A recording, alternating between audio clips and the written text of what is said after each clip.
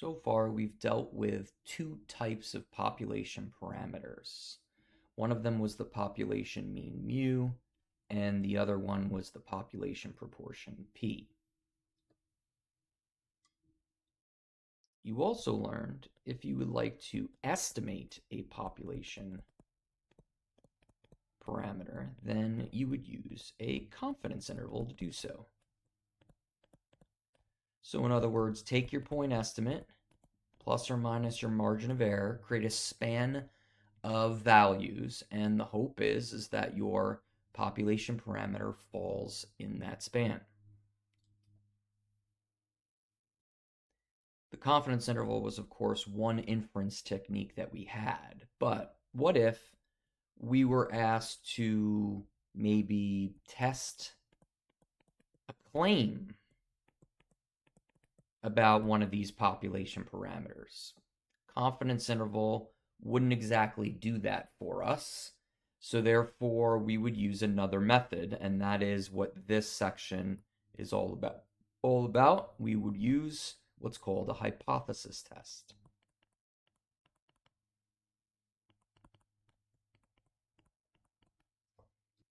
Hypothesis testing itself is a very large topic. This short video is going to concentrate only on the very first step of hypothesis testing, which is forming hypotheses. At the beginning of every single hypothesis test, you are going to be asked to form two hypotheses. Let's cover them. The first type is called the null hypothesis. We symbolize the null hypothesis with a capital H and a subscript of 0. The term we use to actually say this term is H null.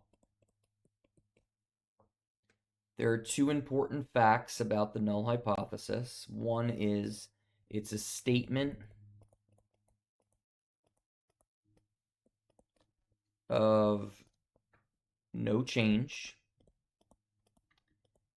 Another way to think of that is equality. The second most important part of a null hypothesis is it's always assumed true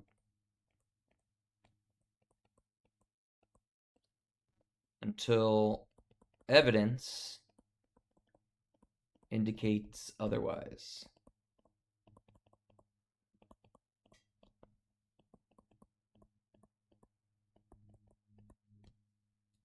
The other type of hypothesis that must be there is called the alternative hypothesis. In this textbook, they abbreviate that as H1, which again we can say H1. Now note, if you do look for this, let's say you're looking up material online or something like that, if you look for the alternative hypothesis, overwhelmingly so in other textbooks, it's abbreviated HA and called H alternative. This textbook is the first time I've seen an H1, but we're going to go with that just for consistency with the textbook that you're using. The one clear fact about the alternative hypothesis is that we are trying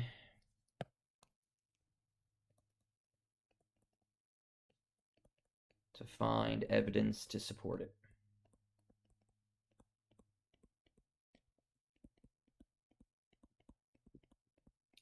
Which means if we don't find evidence, then we won't support it. So let's start with the null hypothesis. So the null hypothesis is always going to be in the following form. We always start with H naught. We put a little colon next to it. And it's always going to be of the form of a parameter equal to some value. Okay, there's a reason why I specifically use this word here. It's always going to be a statement of equality. Always an equal sign, no matter what. Whereas over on the left side, we always are going to have our parameter. Now, what do I mean by that? I literally mean either mu or p, the letters themselves.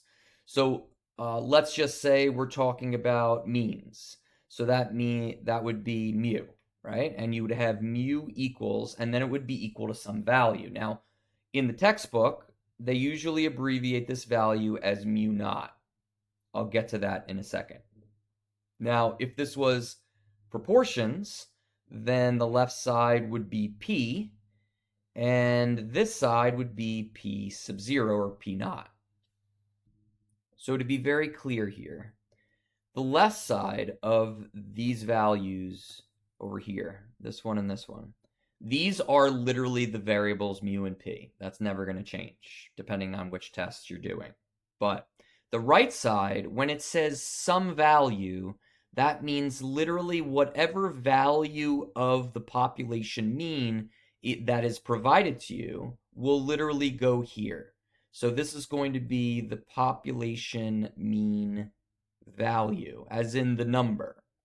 Whereas this is going to be the population proportion value, as again, as the number. So left side is going to be the variable, right side is going to be the number that you actually are provided in the problem. What about the alternative hypotheses? It turns out that there are 3 different types of alternative hypotheses. Remember that we always use H1 to represent the alternative hypothesis, and it will always be equal to, in this specific example, a parameter less than some value. Okay, so remember the parameters can either be mu or p, at least for this course. So therefore we would have less than and then whatever our value of the population mean is or the population proportion. We utilize a less than scenario whenever there's a claim that has to do with something being less in your specific problem. And as a matter of fact, we can even be more specific here. When we have a null, our statement of equality, and an alternative when it is less than, we actually call that a left-tailed test. Our next possibility for an alternative hypothesis is the opposite of our first one. We could have less than or we could have greater than, meaning mu or p will be greater than some value equivalent to that parameter. So in your problem, then there will be some claim or mention that something is more than something else. And logically, if our first test was called a left-tailed test for less than, then our greater than test is going to be called a right-tailed test.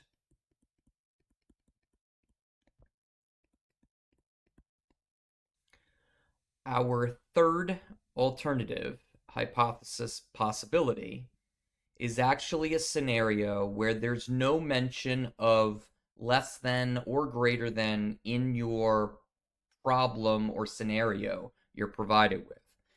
If you really are concerned with it by being either of those, so could it be less than or greater than, then we use the symbolism not equal to. So that would be mu is not equal to mu naught, or p is not equal to p naught. Okay. We call this specifically a two-tailed test.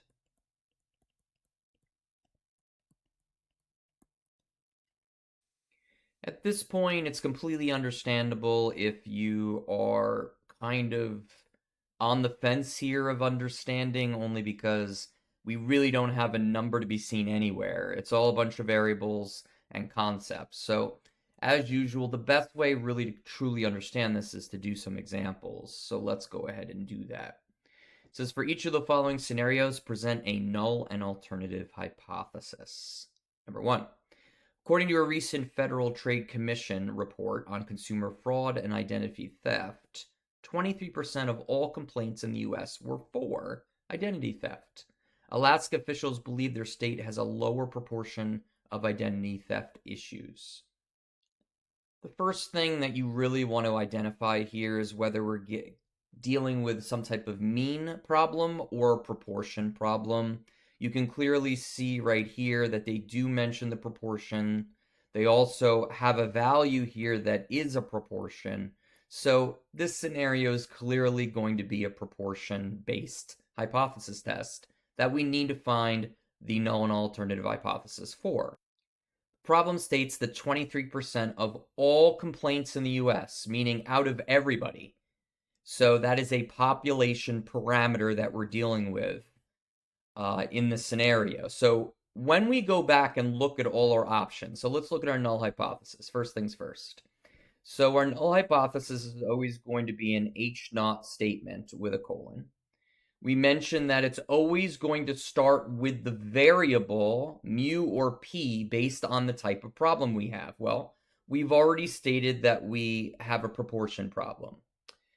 We also know the null is always going to be a statement of equality mentioned earlier. So that means we'll have an equal sign. So that in our scenario, what we're searching for is we're searching for p sub 0, which is going to be the population proportion value. Well, we actually were provided that.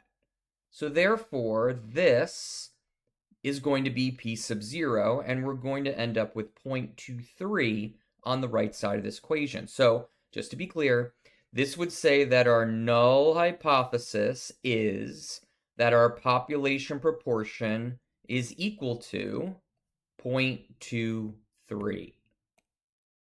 Okay, we're halfway there. So the only thing left to do is determine our H1 or our alternative hypothesis.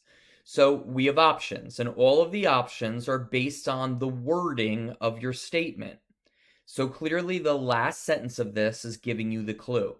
It says Alaska officials believe their state has a lower proportion of identity theft issues.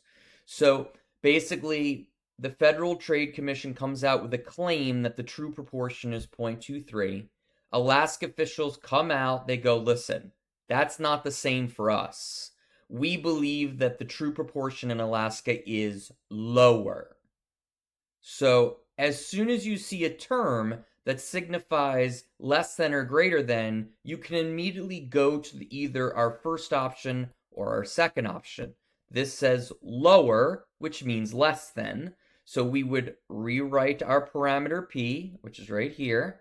We would put less than, which is right here. And then we would put the same value of p0 that we had before, which is 0.23. These two statements are officially our null and alternative hypotheses. Our null is a statement of equality. Remember that we assume this is true until we have evidence that indicates otherwise. So we assume that p is 0.23 throughout our problem. But what we're trying to do is we're trying to find evidence to support our alternative. So somewhere in the hypothesis test that we will eventually run, we're trying to find evidence that our proportion is actually less than 0.23. And eventually we'll make a judgment on that, and that will be the end of our hypothesis test. We're not there yet, but that is the idea in terms of running a true hypothesis test. Okay, moving on to number 2. It says the Student Affairs Office of a local college claims that the average student commutes approximately 9 miles. The college newspaper disagreed with this claim and believes the commute time is much higher. Again, first step, at least for these problems as this is introduced, is you want to determine whether dealing with some type of mean or proportion problem. Number 1 was a proportion problem. You'll see right off the bat here that we're going to see the term average, and we're going to see a number that represents a value that wouldn't be a proportion, right? We're talking about a value that's larger than 1. Clearly, we're dealing with a set of means here, specifically the mean commute time. So therefore, we can set up our null and alternative hypotheses. So this time, we're going to have mu in a statement of equality is equal to whatever value is in the claim or value that was provided to you for the population parameter. Well, in this case, the student affairs office at a college claims that the commute time is 9 miles. So that means that this value here is going to be mu sub 0, and we're going to place it right here. So in other words, our null hypothesis is that the population mean mu is equal to 9 miles. Sometimes you'll see the label over here, sometimes you won't. Remember, there is no label for proportions, which is why I didn't put that one there or put anything there. But in this case, worth noting. Now, the alternative. Is there something in this problem that implies something less than or greater than? Well, they did use a keyword here. They said that the newspaper believes that the commute time is actually higher. So therefore, we would lead to a greater than symbol for higher, and we would put the same value of mu naught right there. So in other words, our null and alternative hypothesis are that the mean is 9 miles. This is something we will assume throughout the problem, but then we're trying to find evidence that mu is greater than 9 miles. Okay, so just pausing for a second here. Let's look at number 1 and 2 together. So remember, if we were to run a test that was considered a less than scenario, like in number 1, we would call that a left-tailed test. We will be using this terminology a lot when we do the actual hypothesis tests. And similarly, if we go to any type of test in which we have a greater than alternative hypothesis, that would mean that we're going to be running a right-tailed test. All right, so moving on to the next one here. It says state officials claim that 60% of the residents currently support a certain law. Skeptical residents are requesting a poll be done to determine whether this is true. Okay, right away, I don't see any mention about a proportion or a mean, but our value seems to be implies 60% of residents. Well, that seems to be a proportion. So that means our null hypothesis, we'll switch back to our proportions, is always a statement of equality to whatever proportion they provide, which is going to be 0.60 for this problem. Now, our alternative is a little bit trickier. We know that we have a p here, but we have to figure, and we know that this is going to be 0.60, but we have to figure out what type of test this is going to be and what symbol belongs there. So if we look at this last statement here, it says skeptical residents are requesting a poll be done to determine whether this, as in the claim, 60%, is true. Okay. Nowhere in this problem does it mention anything about the possibility of being less or more. So therefore, we have to assume that it could be either. And if that's the case, we always move to our two-tailed test, which requires a not equal to sign as such. So let's write out our two-tailed test.